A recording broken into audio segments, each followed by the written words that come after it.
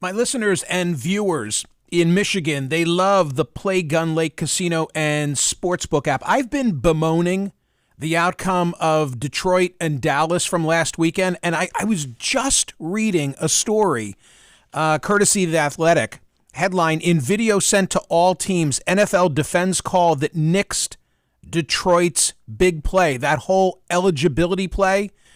Here, I'll just read the lead of this. The NFL's officiating department, in a video sent to all 32 teams on Tuesday, defended the referee Brad Allen's controversial decision to nullify a 2-point conversion that would have put Detroit ahead of Dallas late in the game that had playoff seeding implications. So the NFL sent around a videotape with like a 90-second explanation, and they said, "We got that call right." Go figure. I didn't think so. Play all your favorite casino games for real money and bet on your favorite sports. This Sunday, Pro Football, Detroit, a 3.5-point home favorite hosting Minnesota. I think that line has moved. Philly still a 5-point road favorite against the G-Men of the Meadowlands. And, of course, Monday night, Michigan, a 4.5-point favorite against Washington for the college football championship. The over-under seems a little light to me at 55.5. Have some fun. Do what I do. Have some skin in the game.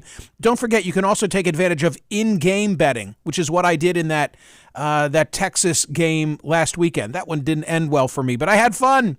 New users, there's a casino bonus. It's got to be wagered. Terms and conditions apply. See the website at playgunlake.com for details. Have to be 21 and in Michigan. Gambling problem, call 1-800-GAMBLER or Michigan Problem Gambling Helpline 1-800-270-7117. Headlines now from the Thursday edition of the Smerconish.com newsletter. TC, I'll tell you a funny story.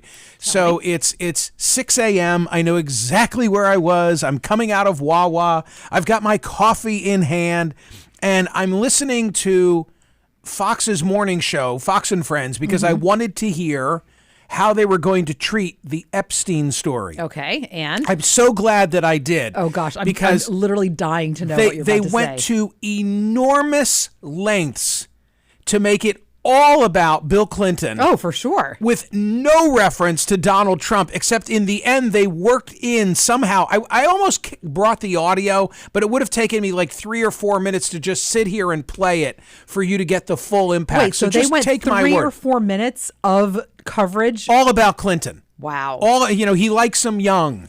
Says someone in a deposition with no background to it. I have to say, that's quite a quote. I mean, you could say that. I don't know. I mean, yeah, no. The point is that there are a number of famous names that came up as were anticipated. This is all from a defamation lawsuit that was brought by one of Epstein's victims.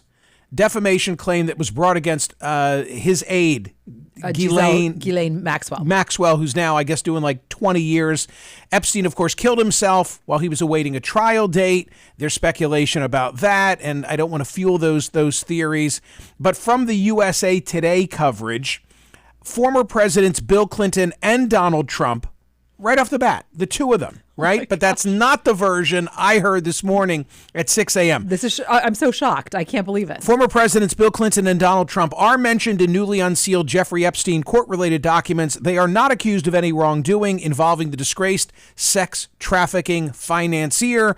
Clinton sometimes flew aboard Epstein's private plane, is listed repeatedly in the documents. He was the topic of an argument over the credibility of a witness who said she saw the former president when he was a guest of Epstein. Trump's name appears in a document which Epstein is quoted as saying that he would invite the then real estate mogul to join him at a casino.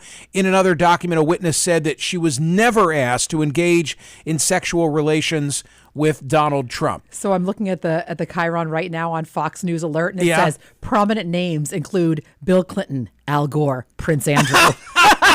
There you go.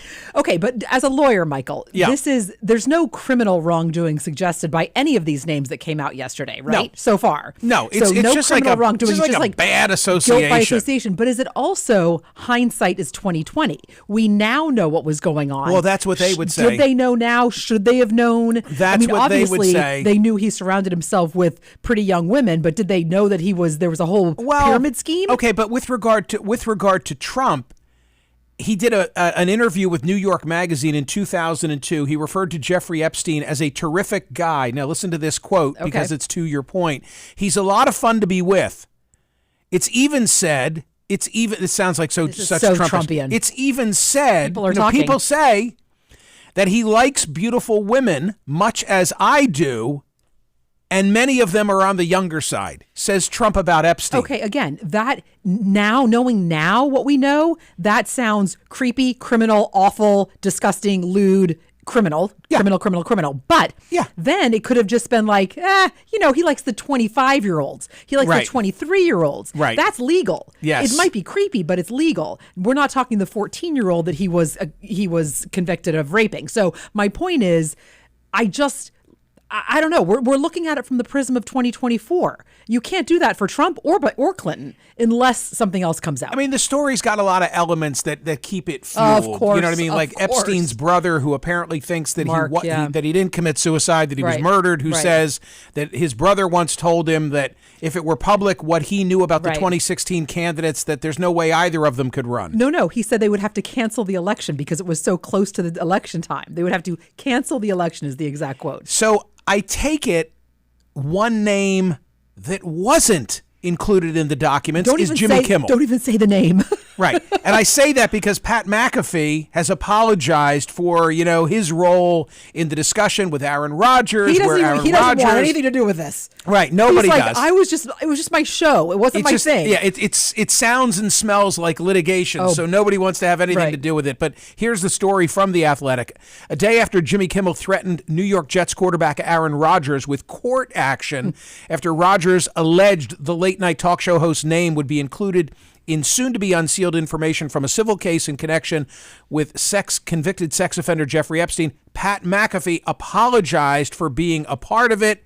And then it repeats that, Aaron Rodgers had been on the program. Rodgers and Kimmel have a back and forth.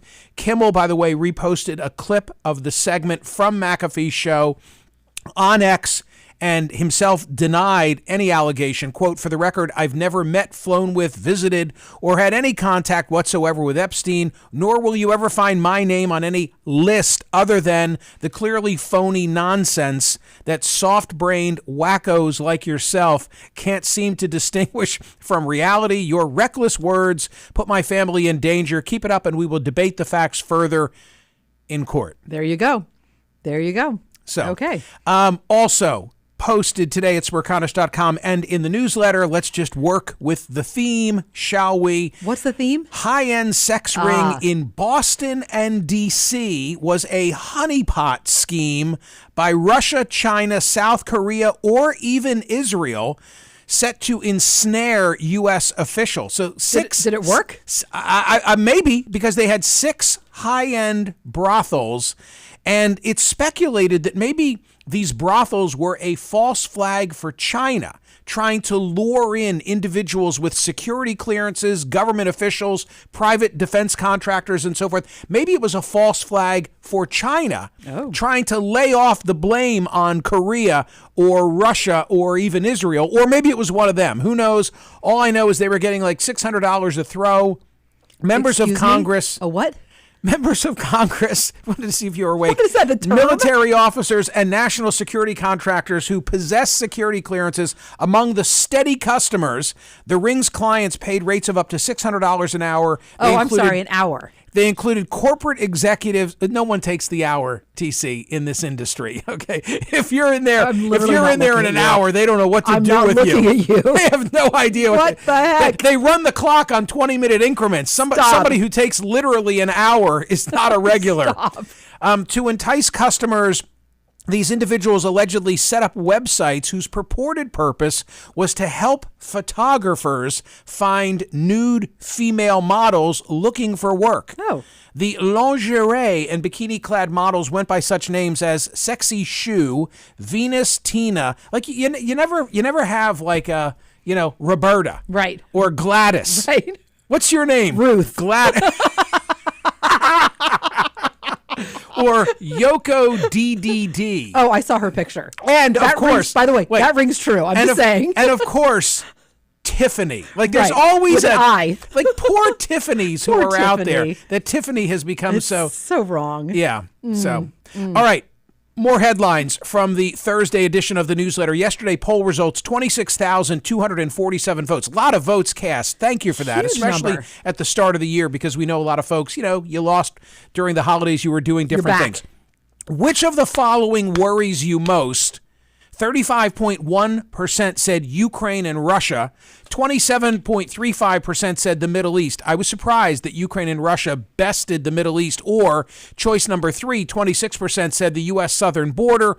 Only 11.52% said China and Taiwan, sticking with a bit of a doomsday theme and inspired by the former governor of the great state of Indiana, Mitch Daniels, professor and president emeritus of Purdue.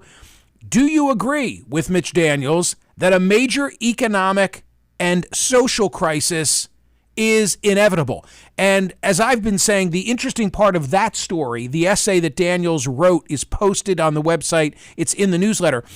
But he wonders if it would draw us together if there were such a crisis. And as I said, I remember Jeff Greenfield actually doing some analysis on whether we really do rally around the flag in the time of a crisis and coming to the conclusion it's only when we're directly attacked. Think 9/11, think December 7. Right. It was something about like, is it really our shores, or where are we when we come together? Yeah. No, I thought that was a very negative portrayal from Mitch Daniels, but it definitely made me think. Well, how about the fact that yesterday, one of the lead stories, in fact, it was my lead story yesterday in the newsletter, is that the national debt has reached $34 trillion. Which brings to mind Steve Breen's editorial cartoon in today's newsletter. And when Steve sent this to me last night, yeah, there it is for the benefit of YouTube viewers. When Steve sent this to me last night, I wrote back and I said, the most important and under-discussed subject. Right. And in his image, it's the U.S. Capitol with like a water tower in the background, except it's in red and it says 34 trillion red ink. And then the headline of the editorial cartoon is Capitol Dome. Wow. Which I thought was really, really great. Yeah. Okay, TC. Yes. The Japanese Coast Guard plane that was in the collision with the jetliner was not cleared for takeoff. That apparently, human factors, what explains the collision. Yeah, there seems to be a couple issues. Like the pilot lived, by the way, of that plane. All the 5 crew members were killed. Sad. The pilot lived, and he said he was given clearance. There's also a question of whether the blinking lights that are supposed to keep you from crossing runways when planes are landing were not operational. Something was wrong. So there are still questions about what that Coast Guard plane was doing on the runway. That is the tragedy of that. That is the tragedy. But the amazing part of the story to me, and apparently to you as well, correct, is that all 379 who were aboard the Japanese Airlines JAL plane were safely evacuated. The New York Times had lengthy coverage of this today, and I read it all because I was shocked at how this has to be a cultural thing. I'm sorry, there's no way in the United States this would have happened. It's so interesting that you say that. The one line that they were calm. They were calm, and it said there was some pushing, some. And it was the first time anyone had seen that with Japanese people. That is not what they do. That is not a cultural thing. They stayed in their seats. But this is okay. But there's another part of it that you need to know, because when we see it from the outside, my understanding I assumed that the whole plane was on fire. No. It was only, I say only, but at that point, it was the outside of the plane that was on fire. The inside of the plane was getting smoky, but was not on fire. And when the passengers later saw the footage from the outside, they were like, how do we live like this? Then they got freaked out because they didn't see that. Okay, I'm still not accepting that. If you're trying to tell me that we in the United States... You think we would have bungled that sucker? Kidding me? Get my carry-on. Where's my laptop? No, they all... Oh, by the way, they all... phones. They took... Yeah, no one took their big luggage at all. Nobody took anything else. No one took their big luggage, and they all left. Do you think if 379 Americans were on a plane and there were a whiff of smoke, damn entitled that no one jerks would have reached for the overhead bin? No way. And like grab their suitcase and No start way. to slide down. No way. And the description of like the flight attendants remained calm. They figured out which door to open. They waited for the pilots to tell them because they didn't know which doors were engulfed with flame on the outside. And then they got in a line and every single one lived. Aruto Iwama, quote, even though I heard screams, most people were calm and didn't stand up from their seats, but kept sitting and waiting. A well-trained crew of 12, veteran pilot with 12,000 hours of flight experience, advanced aircraft design and materials, the relative absence of panic on board.